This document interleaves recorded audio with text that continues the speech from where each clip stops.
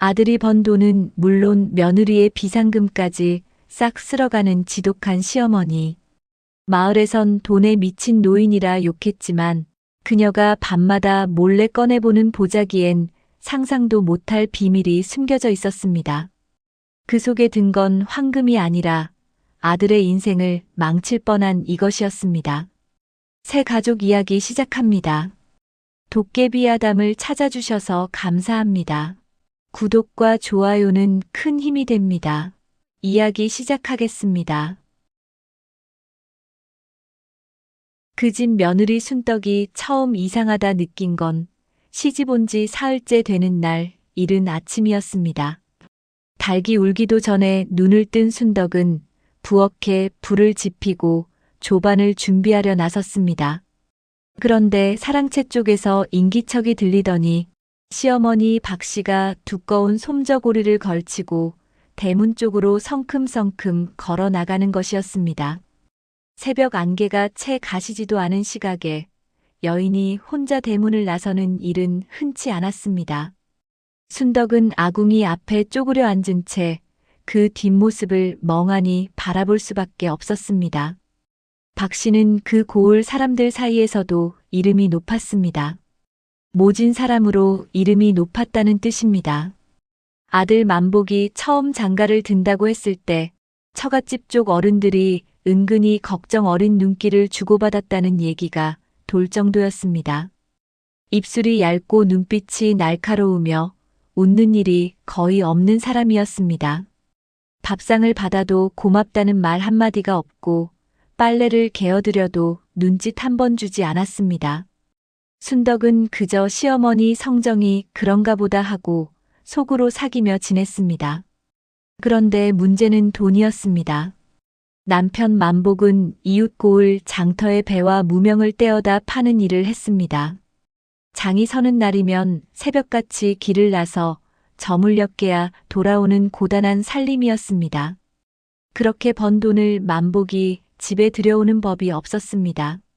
어디서 어떻게 되는 건지 순덕이 아무리 눈치를 채려 해도 알 수가 없었습니다. 그러다 한 달이 지나고 두 달이 지나도 살림은 늘 빠듯하기만 했습니다. 반찬거리를 사러 장에 나가려 해도 전대가 늘 비어 있었습니다. 시어머니 박씨는 부엌 한편 항아리에서 엽전 몇 잎을 꺼내줄 뿐이었습니다. 그것도 매번 손바닥 위에 펴놓고 세어가며 주는 것이 마치 구걸하는 이에게 적선하는 것과 다름없었습니다. 순덕은 어느 날 용기를 내어 남편에게 넌지시 물었습니다. 장에서 벌어온 돈이 어디로 가느냐고, 우리 살림이 왜 이리 쪼들리느냐고 물어보았습니다. 만복은 그 말에 눈을 한번 내리깔더니 어머니께 드린다고 짧게 대답했습니다. 그게 끝이었습니다. 왜 드리느냐, 얼마나 드리느냐, 그 돈이 어디 쓰이느냐, 더 묻기가 무서웠습니다. 만복의 그 눈빛이 묻지 말라는 뜻인지 아니면 스스로도 부끄러운 것인지 순덕은 분간할 수 없었습니다. 이웃집 안악 복순내가 하루는 담장 너머로 속닥이듯 말을 건넸습니다. 그 집 시어머니가 아들이 장에서 번 돈을 몽땅 걷어간다는 소문이 마을에 퍼져 있다고, 전에 들어왔던 며느리도 그것 때문에 못 살겠다 했다는 말도 들린다고 했습니다. 순덕은 그 말을 듣고도 겉으로는 웃음을 지어 보였지만 가슴 한켠이 돌처럼 무거워지는 것을 느꼈습니다.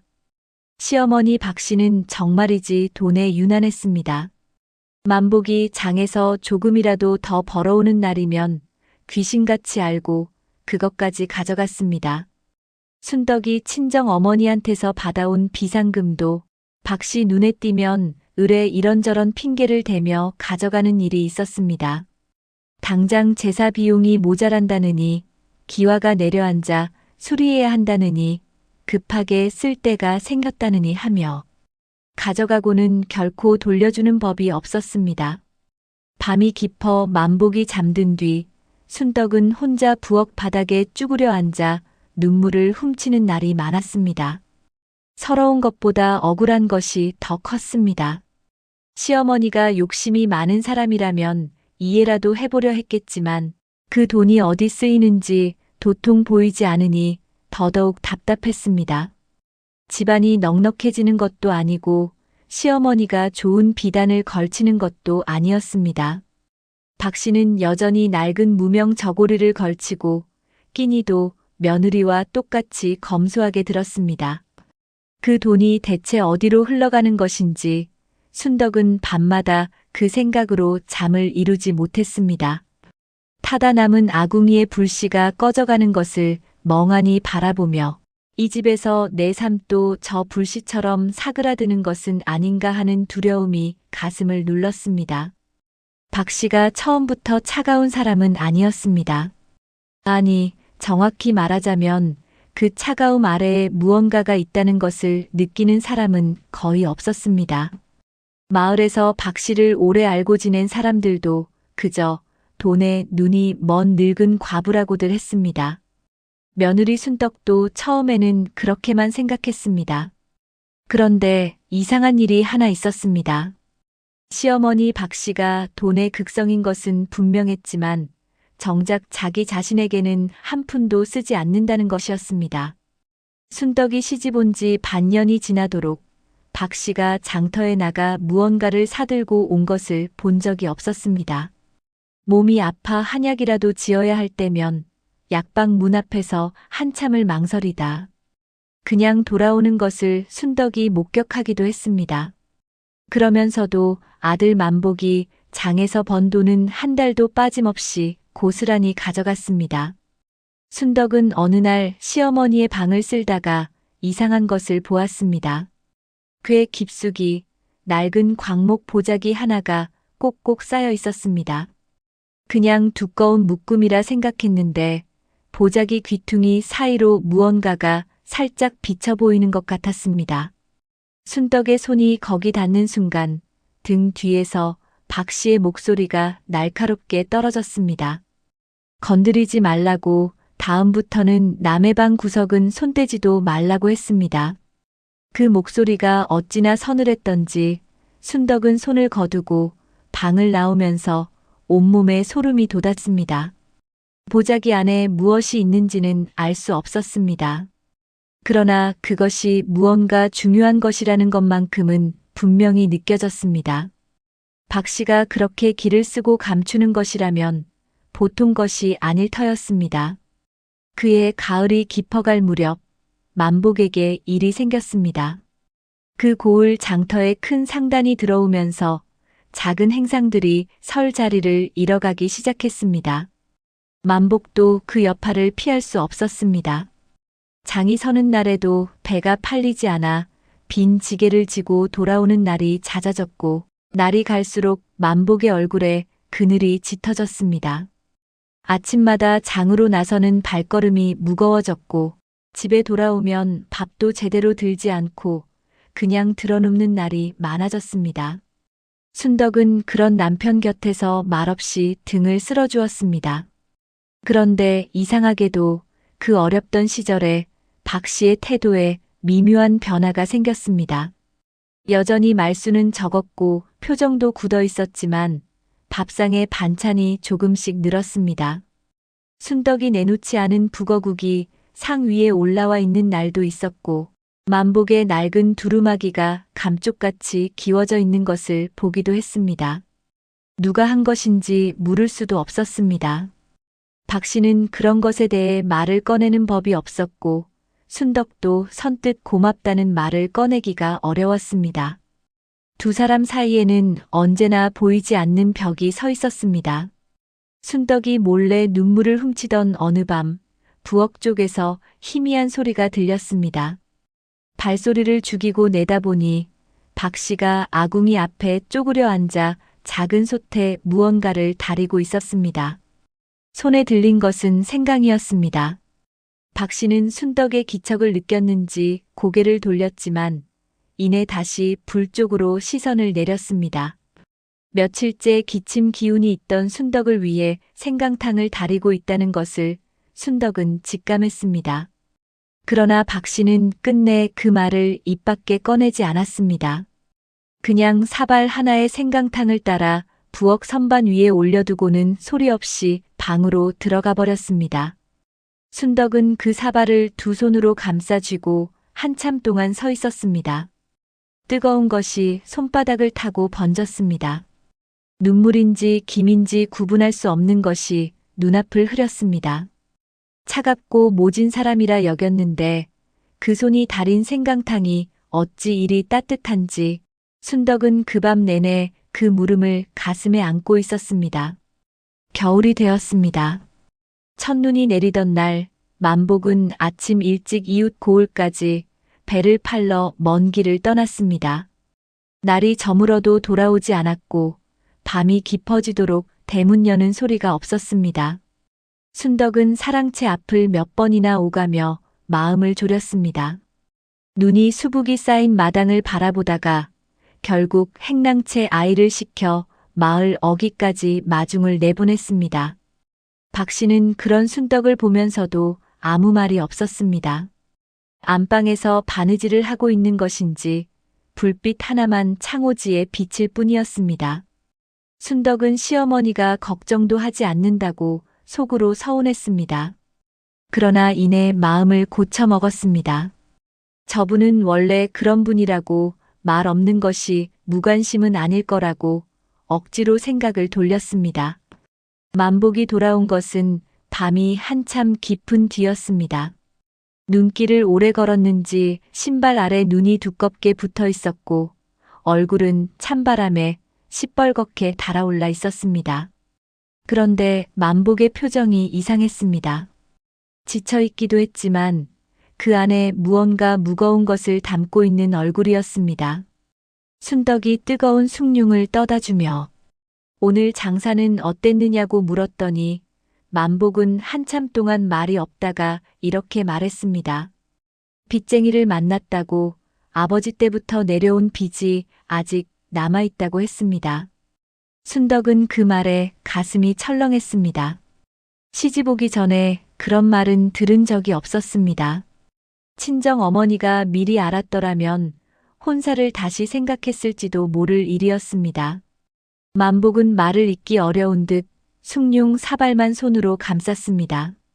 빚이 얼마나 되느냐고 순덕이 조심스럽게 물었더니 만복은 입을 열지 않았습니다. 그 침묵이 오히려 더 크게 말하는 것 같았습니다. 다음 날 아침 뜻밖의 일이 생겼습니다. 순덕이 앞마당을 쓸고 있는데 박 씨가 안방 문을 열고 나오더니 순덕에게 따라오라고 했습니다. 말투는 여전히 짧고 단호했습니다. 순덕은 무슨 꾸중을 듣는 것인가 싶어 마음이 조여들었습니다. 그러나 박 씨가 이끈 곳은 안방 깊숙이 그 낡은 궤 앞이었습니다. 박 씨는 무릎을 꿇고 앉아 궤를 열었습니다. 그리고 순덕이 전에 보았던 그 광목 보자기를 꺼냈습니다. 보자기를 천천히 펼치는 박 씨의 손이 잠깐 떨렸습니다. 그 안에 있는 것을 본 순덕은 눈을 의심했습니다. 보자기 안에는 꼭꼭 묶인 엽전 꾸러미들이 가득 들어 있었습니다. 그것도 한두 꾸러미가 아니었습니다. 크고 작은 꾸러미들이 차곡차곡 쌓여 있었고 그 사이에는 접힌 문서 한 장이 끼워져 있었습니다. 박 씨는 그 문서를 꺼내 순덕 앞에 놓았습니다. 순덕이 펼쳐보니 채무를 적은 문서였습니다. 만복의 아버지, 즉 박 씨의 남편이 살아생전에 진 빚이었습니다. 이자가 불어 이제는 원금보다 훨씬 큰 금액이 되어 있었습니다. 순덕은 문서 위에 적힌 숫자들을 눈으로 훑으며 손이 떨렸습니다. 이 빚이 청산되지 않으면 언제고 만복의 발목을 잡을 것이 분명했습니다. 박 씨는 그제야 입을 열었습니다. 이것을 갚기 위해 모아왔다고 했습니다. 그 목소리는 여전히 낮고 건조했지만 순덕은 그 안에서 오랫동안 혼자 짊어온 무게 같은 것을 느꼈습니다. 박 씨는 더 이상 아무 말도 하지 않았습니다. 보자기를 다시 묶어 궤 안에 넣고 아무 일도 없었던 것처럼 자리에서 일어났습니다. 순덕은 그 자리에 한동안 앉아 있었습니다. 가슴 안에서 무언가가 천천히 무너져 내리는 것 같았습니다. 모진 시어머니라 생각했던 그 사람이 사실은 누구보다 깊은 곳에서 이 집안을 붙들고 있었던 것이었습니다. 보자기 안의 비밀을 알게 된 뒤로 순덕의 눈에 비치는 시어머니 박 씨의 모습이 달라졌습니다. 여전히 말이 없고 표정이 굳어 있었지만 이제 그 침묵이 다르게 읽혔습니다. 저분은 차가운 것이 아니라 혼자 너무 많은 것을 안고 살아온 사람이었구나 하는 생각이 들었습니다. 그리고 그 생각은 순덕의 가슴에 조용히 그러나 깊게 가라앉았습니다. 그러나 세상이 그리 순탄하게 흘러가지는 않았습니다. 첫눈이 내린 지 열흘쯤 지났을 때 낯선 사내 둘이 그 집 대문 앞에 나타났습니다. 덩치가 크고 눈매가 험한 사내들이었습니다. 앞선 자가 대문을 주먹으로 쾅쾅 두드리며 최서방 있느냐고 소리를 높였습니다. 최서방은 만복의 성씨였습니다. 순덕이 대문을 열자 사내들은 눈을 부라리며 안으로 들어섰습니다. 장채를 받으러 왔다고 했습니다. 아버지 때의 빚을 이제 더는 기다릴 수 없다며 오늘 안으로 갚지 않으면 집 문서를 가져가겠다고 말했습니다. 목소리가 크고 거칠었습니다. 마당까지 그 소리가 울렸고 행랑채 아이가 겁을 먹고 부엌 뒤편으로 숨었습니다. 만복은 마침 집에 있었습니다. 사내들이 들이닥치는 소리를 듣고 사랑채에서 나온 만복의 얼굴은 흑빛이 되어 있었습니다. 무어라 말을 꺼내려 했지만 목소리가 제대로 나오지 않는 것 같았습니다. 시간을 좀 더 달라고 조금만 더 기다려달라고 했지만 사내들은 들은 척도 하지 않았습니다. 이미 몇 번이나 밀었다며 오늘이 마지막이라고 못을 박았습니다. 그때 안방 문이 열렸습니다. 박 씨가 나왔습니다. 솜저고리 하나만 걸친 채 맨발로 마루를 내려섰습니다. 차가운 마당에 발을 디디면서도 표정 하나 변하지 않았습니다. 사내들이 박 씨를 보더니 누구냐며 눈을 가늘게 떴습니다. 박 씨는 이 집 안주인이라고 짧게 말했습니다. 그리고 들어오라고 했습니다. 사내들은 어리둥절한 얼굴로 서로를 쳐다보았지만 결국 박 씨를 따라 안으로 들어갔습니다. 순덕과 만복은 마당에 서서 숨을 죽였습니다.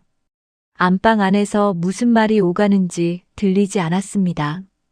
다만 목소리의 높낮이로 짐작할 뿐이었습니다. 처음에는 사내들의 굵은 목소리가 들렸고 그 다음에는 박 씨의 낮고 또렷한 목소리가 이어졌습니다. 한참 뒤 안방이 조용해졌습니다. 사내들이 방을 나왔을 때 그 표정이 처음과는 달랐습니다. 기세가 꺾인 얼굴이었습니다. 한 사내가 만복을 향해 이달 안으로 나머지를 보내면 된다고 문서는 그때 돌려주겠다고 말했습니다. 그리고 두 사내는 말없이 대문을 나섰습니다. 만복은 눈이 동그래졌습니다. 순덕도 입을 다물지 못했습니다. 박 씨는 마당으로 나오더니 만복에게 짧게 말했습니다. 반은 이미 치렀으니 나머지는 다음 장날 전에 마련하면 된다고 했습니다.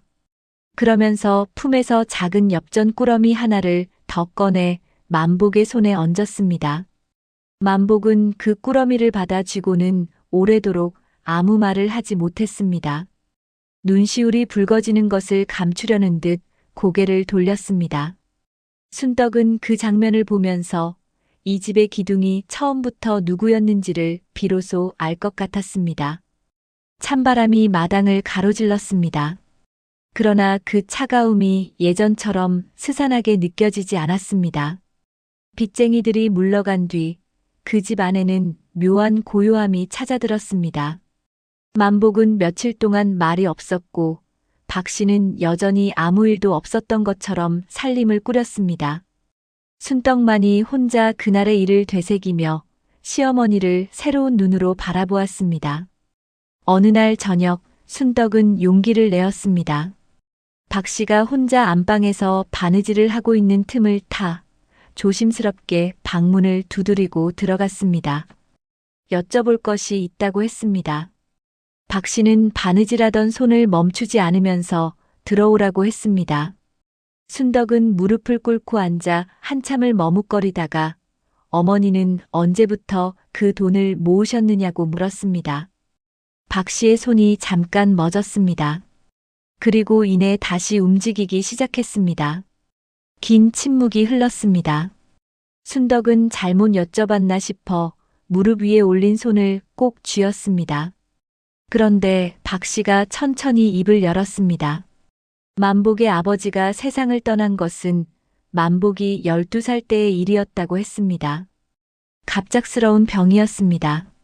자리에 누운 지 보름 만에 눈을 감았는데 그때 남긴 것이라고는 낡은 집 한 채와 묵은 빈 문서 한 장뿐이었다고 했습니다.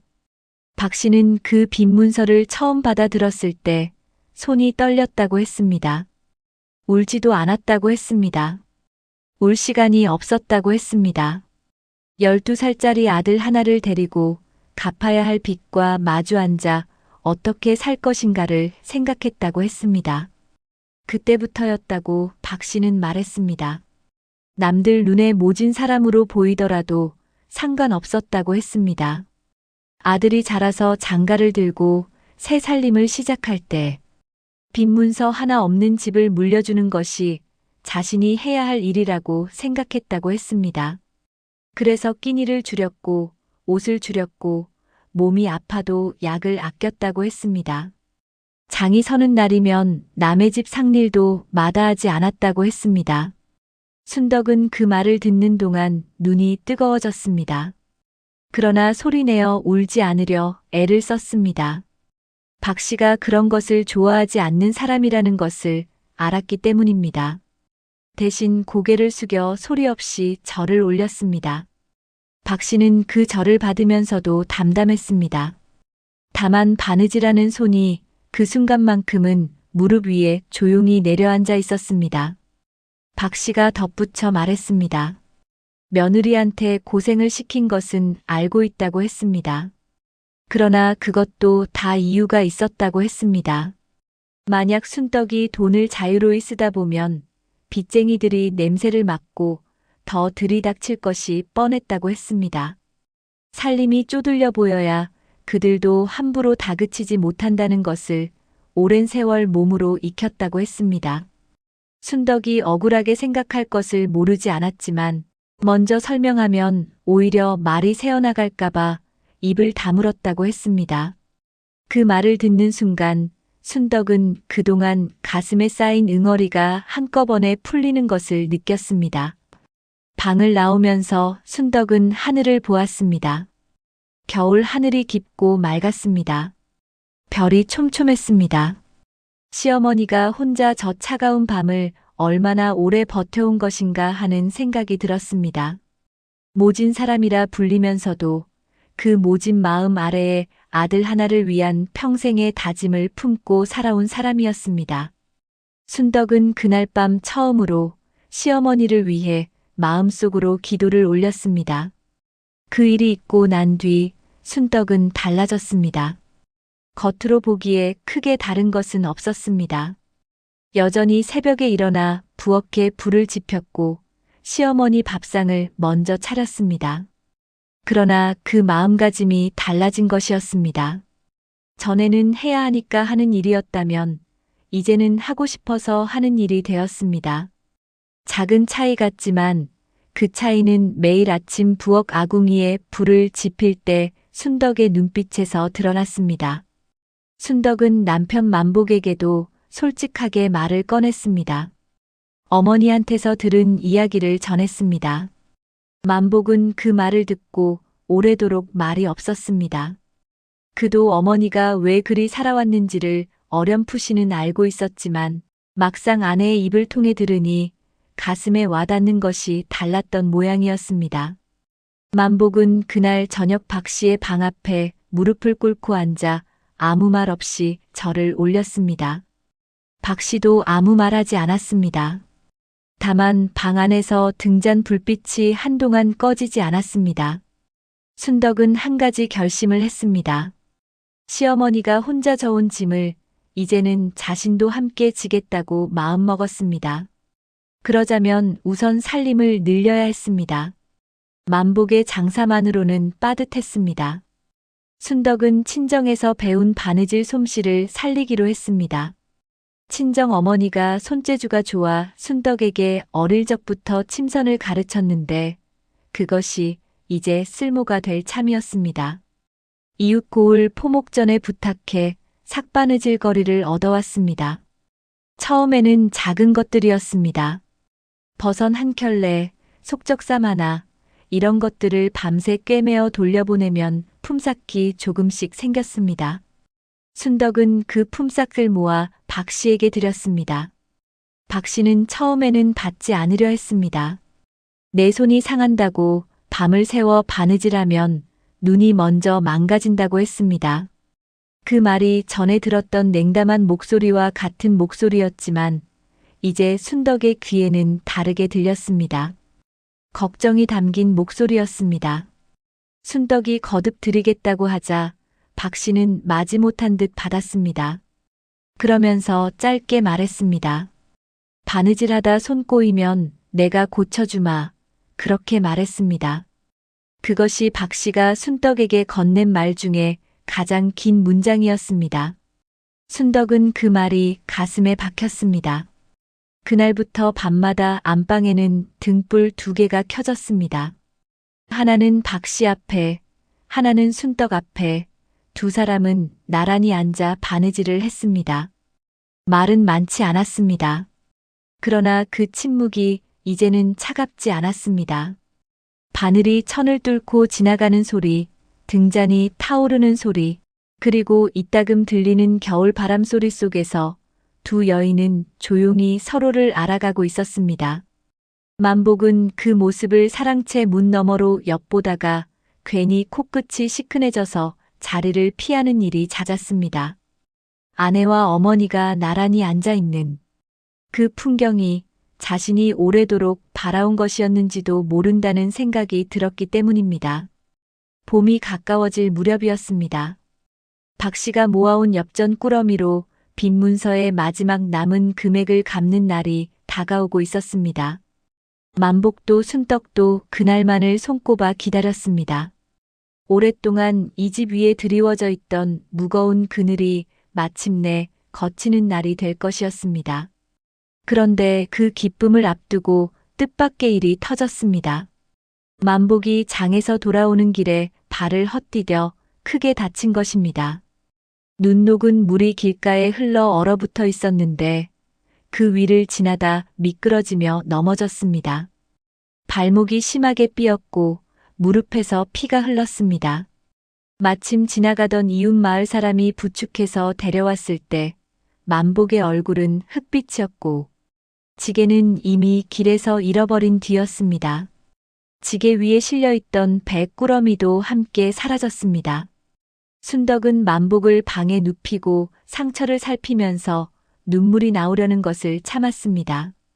다친 것도 걱정이었지만 잃어버린 배 꾸러미가 문제였습니다. 그것은 이웃집 포목전에서 외상으로 가져온 것이었습니다. 팔아서 값을 치르기로 되어 있었는데 그것을 잃었으니 이제 그 값도 물어내야 할 판이었습니다. 박 씨는 다친 만복의 방에 들어가 발목을 손으로 꼼꼼히 짚어보았습니다. 뼈가 어긋나지는 않았다고 며칠 누워있으면 나을 것이라고 했습니다. 그 손길이 어찌나 조심스럽고 세심하던지 순덕은 그 모습을 문 밖에서 바라보다가 입술을 깨물었습니다. 아들 앞에서 저렇게 다정한 손을 가진 사람이 왜 그동안 그리 모진 얼굴만 보여왔는지 이제는 그 이유를 알기에 더 가슴이 찼습니다. 문제는 배꾸러미 값이었습니다. 포목전 주인은 사정 이야기를 듣고 닷새의 말미를 주었습니다. 그러나 닷새 안에 그 돈을 마련하는 것은 쉬운 일이 아니었습니다.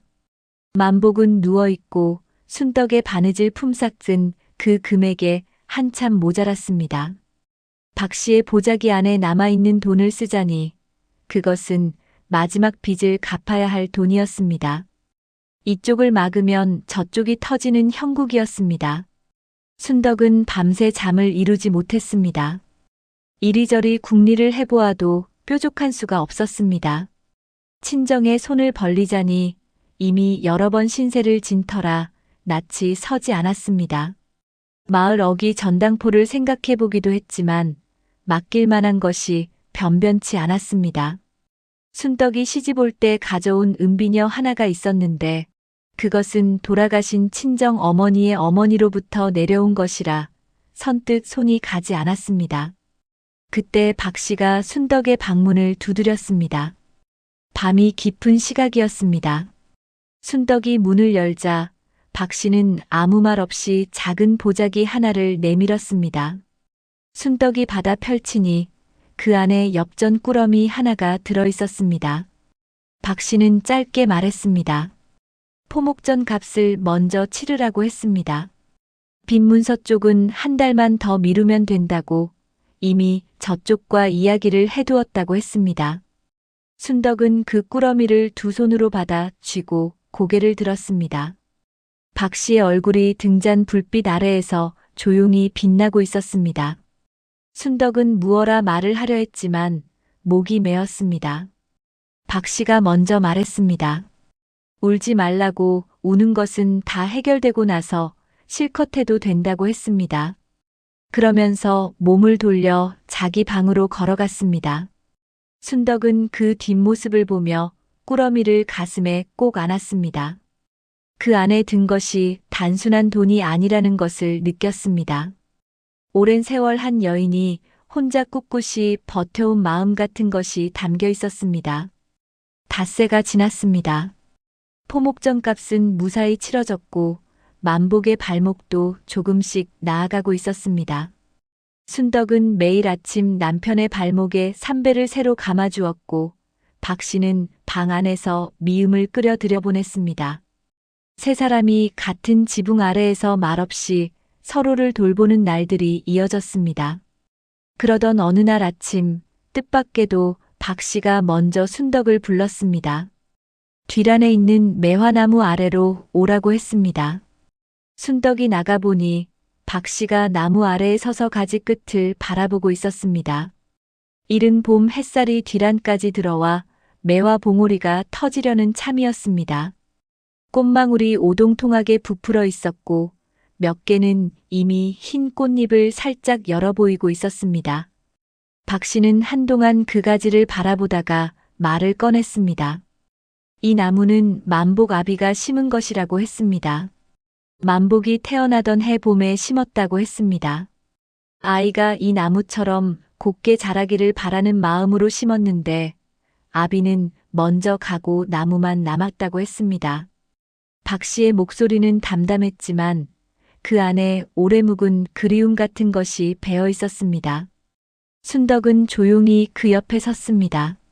무어라 말해야 할지 몰라 그냥 나무를 함께 바라보았습니다. 박 씨가 다시 말했습니다. 내가 이 집에 온 것이 잘된 일이라고 했습니다. 짧은 말이었지만 그 한마디가 순덕의 귀에서 오래도록 울렸습니다. 시집 온 뒤 처음으로 시어머니한테서 듣는 그런 말이었습니다. 순덕은 울컥하는 것을 참으며 고맙다고 했습니다. 목소리가 살짝 떨렸지만 박 씨는 모른 척 해주었습니다. 그날 이후로 두 사람 사이의 공기가 바뀌었습니다. 예전처럼 벽이 서 있는 느낌이 없어졌습니다. 박 씨가 먼저 말을 거는 일도 생겼고 순덕이 웃으면 박 씨의 입꼬리가 아주 조금 올라가는 것을 보기도 했습니다. 마을 사람들이 보았다면 눈을 비볐을 것입니다. 그 모진 박 씨가 웃음 비슷한 것을 짓는다는 것을 아무도 믿지 않았을 테니까요. 만복이 자리에서 일어나 처음으로 마당을 걷던 날 세 식구는 처음으로 한 상에 둘러앉아 밥을 먹었습니다. 전에도 같은 상에 앉은 적은 있었지만 이날처럼 편안한 적은 없었습니다. 박 씨가 직접 끓인 된장찌개가 상 가운데에 놓여 있었고 순덕이 만든 나물 무침이 양옆에 자리 잡았습니다. 만복은 밥 한 술을 뜨더니 어머니 솜씨가 예전 같다고 했습니다. 어린 시절 먹던 그 맛이라고 했습니다. 박 씨는 대꾸하지 않았지만 젓가락을 드는 손이 조금 더 부드러워 보였습니다. 밥을 먹고 난 뒤 만복이 뒤란에 나가 매화나무를 바라보았습니다. 꽃이 활짝 피어 있었습니다. 흰 꽃잎이 봄바람에 한 잎 두 잎 내려앉았습니다. 만복이 그 나무 아래에서 나직이 중얼거렸습니다. 아버지 보고 싶다고 했습니다. 박 씨는 그 말을 들었는지 못 들었는지 뒤란 쪽을 잠시 바라보다가 다시 안으로 들어갔습니다. 순덕은 남편 곁에 조용히 섰습니다. 꽃잎 하나가 순덕의 어깨 위에 내려앉았다가 바람을 타고 날아갔습니다. 봄이 이 집 안으로 깊이 들어오고 있었습니다. 봄이 무르익어갈 무렵 드디어 그날이 왔습니다. 박 씨가 오랫동안 모아온 엽전 꾸러미들을 모두 꺼내어 마지막 남은 빚을 갚는 날이었습니다. 만복은 아침 일찍 몸을 씻고 깨끗한 두루마기를 걸쳤습니다. 발목은 아직 완전히 낫지 않아 걸음이 조금 불편했지만 그 눈빛만큼은 어느 때보다 단단하고 밝았습니다. 박 씨는 새벽같이 일어나 그 낡은 광목 보자기를 궤에서 꺼냈습니다.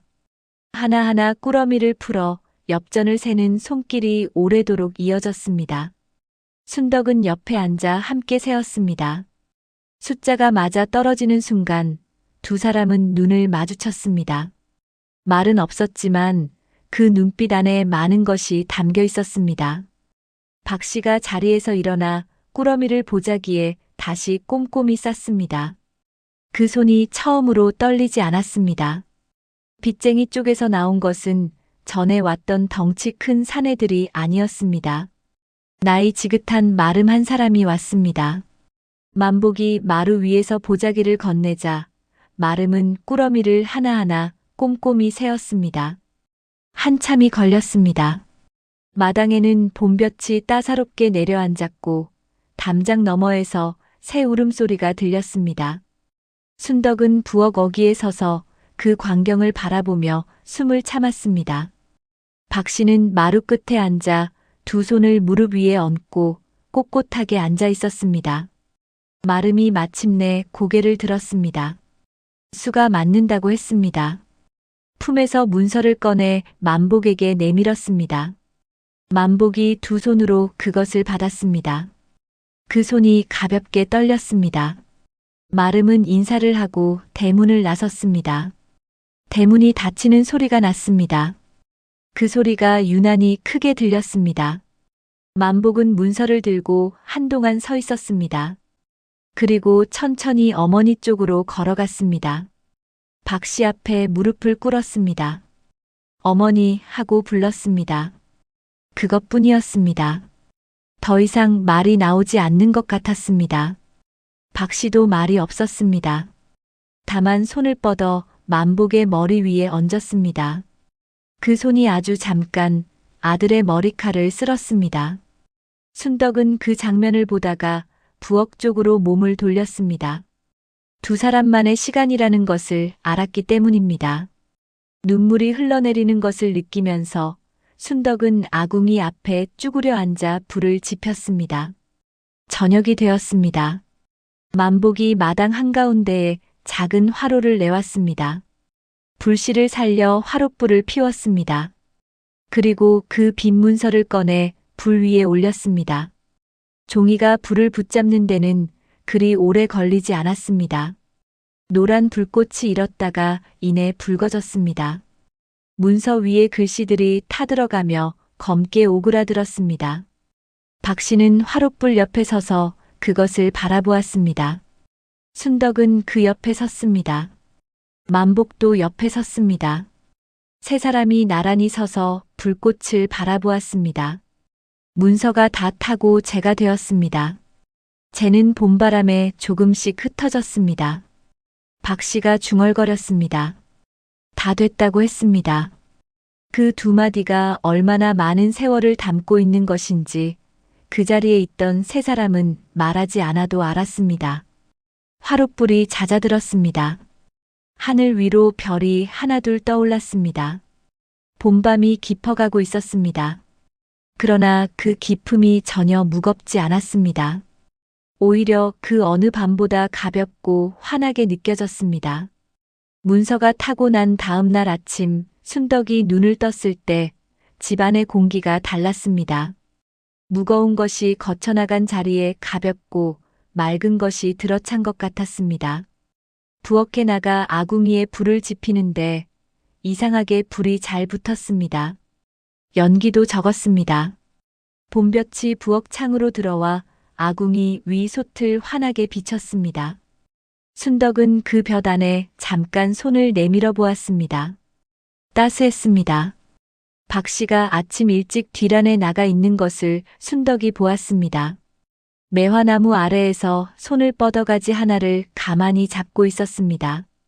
꽃은 이미 지고 있었지만 가지 끝에서 연한 잎사귀들이 돋아나고 있었습니다. 박 씨의 등이 전과는 달라 보였습니다. 꼿꼿하기는 마찬가지였지만 그 안에 무언가 가벼워진 것이 있었습니다. 오랫동안 짊어온 것을 내려놓은 사람의 등이었습니다. 만복은 그날부터 장에 다시 나가기 시작했습니다. 발목이 아직 완전히 낫지 않아 걸음이 조금 절뚝이기는 했지만 그 얼굴이 밝았습니다. 지게를 지고 대문을 나서면서 순덕에게 저녁에 일찍 들어오겠다고 했습니다. 전에는 그런 말을 한 적이 없었습니다. 순덕은 대문 앞에 서서 남편의 뒷모습을 바라보다가 박 씨가 옆에 나와 있는 것을 느꼈습니다. 두 사람은 나란히 서서 만복이 마을 어귀를 돌아 사라질 때까지 바라보았습니다. 박 씨가 작게 말했습니다. 잘 갈 것이라고 했습니다. 순덕은 그렇겠지요 하고 대답했습니다. 그날 오후 이웃집 복순네가 담장 너머로 고개를 내밀었습니다. 무슨 좋은 일이 있느냐며 집 안 분위기가 달라 보인다고 했습니다. 순덕은 웃으며 그냥 봄이 왔나 봐요 하고 대답했습니다. 복순네는 고개를 갸웃거리다가 돌아갔습니다. 순덕은 혼자 웃었습니다. 오랫동안 서러운 집이라 생각했는데 이제 이 집이 좋았습니다. 저녁에 만복이 돌아왔습니다. 손에 작은 보자기를 들고 왔습니다. 풀어보니 안에 곶감 몇 개와 엿 한 뭉치가 들어있었습니다. 만복은 멋쩍은 얼굴로 어머니 드리려고 사왔다고 했습니다. 순덕이 안방에 들고 가 박 씨에게 드리자 박 씨는 보자기 안을 들여다보다가 아무 말 없이 곶감 하나를 집었습니다. 그리고 옆에 서 있는 순덕에게도 하나를 내밀었습니다. 순덕이 받아 입에 넣었습니다. 달았습니다. 그날 밤 세 식구는 오래도록 한 방에 앉아 있었습니다. 만복이 낮에 있었던 장터 이야기를 했습니다. 봄이 되니 사람들이 많이 나왔다고 올해는 장사가 잘 될 것 같다고 했습니다. 박 씨는 듣고 있었습니다. 이따금 고개를 끄덕였습니다. 순덕은 두 사람을 번갈아 바라보면서 조용히 웃었습니다. 등잔불이 따뜻하게 타올랐습니다. 그 불빛 안에서 세 사람의 그림자가 벽 위에 나란히 드리워졌습니다. 밖에서는 봄바람이 불었습니다. 뒤란의 매화나무 가지가 살랑였습니다. 새로 돋아난 잎사귀들이 밤 공기 속에서 흔들렸습니다. 그 집 안에는 이제 묵은 빛도 없었고 숨겨진 보자기도 없었고 말 못할 사정도 없었습니다. 시어머니와 며느리와 아들이 같은 불빛 아래에서 서로의 이야기를 나누었습니다. 그것으로 충분했습니다. 그날 밤 그 집에는 오래도록 기다려온 봄이 비로소 깊이 깃들었습니다. 오늘의 이야기를 들어주셔서 감사합니다. 다음 이야기로 찾아뵙겠습니다.